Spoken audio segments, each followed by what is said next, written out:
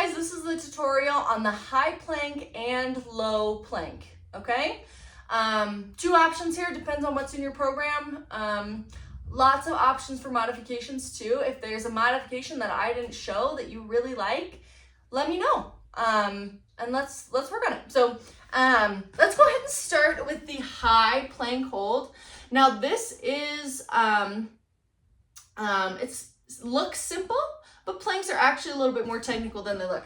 So when you're gonna set up here, you're gonna set up almost like you're gonna do a kneeling push-up. Now, if you have trouble with that, go to my video and tutorial, watch that. Okay, so come here, and again, you want your shoulders, elbows, wrists, all in line with each other, okay? This is your setup for your high plank.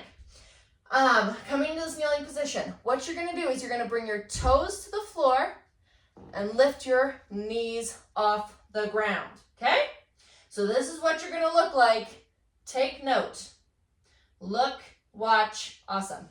Okay, things to think about when you're in that plank. Squeeze your quads and your glutes. Squeeze both of them. It will help a ton to keep you in line. Doing this in front of a mirror, awesome. You can see if your back is drooping like this, or if you're kind of piking up like that, right? You can see how far down you need to be, okay? And again, it's gonna light up your core. It's gonna be great. One thing I also want you to think about is getting really high up on those toes, okay? Don't be lazy and pushing way back into the heels. Get way high up on those toes. Squeeze the quads, squeeze the glutes, engage the lats, and hold. Oh, it was like 3 seconds, I felt it. So if you're doing it properly, planks are really tricky. There's your high plank. Low plank, it's the same exact thing, okay? You're gonna set it up the same way. You're gonna come down, except you're just gonna come onto your elbows, right? Which is great if your wrists are sore, whatever's happening, right? So come to your elbows. One thing I wanna mention before the setup is I want you to keep your arms looking like an 11, okay? They need to be parallel to each other under your shoulders, okay? This is what they're gonna look like. Not this, not this, not, I don't know what else, but not any of that. You want it to be an 11. And the reason for that is when you hold your arms apart, it enables you to open up the chest and keep your back nice and straight, right? If you, let me show you, I don't know if you'll be able to see, but here's my 11, okay? So, set up here, boom, boom. Here's my 11.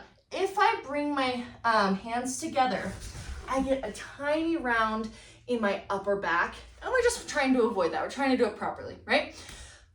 So if you can, keep your hands apart. Thumbs up, hands apart. Okay, so same exact setup, except hands apart, thumbs up.